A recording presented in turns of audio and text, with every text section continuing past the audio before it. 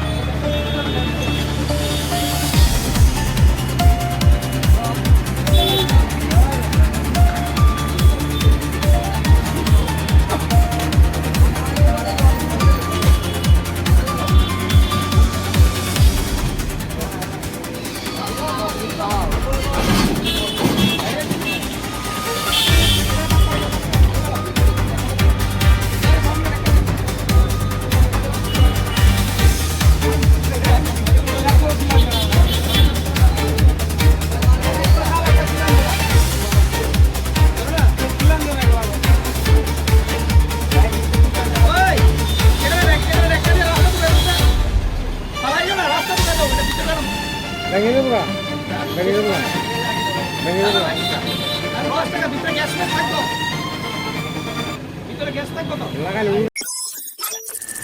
Report সংবাদ প্রতীক্ষা।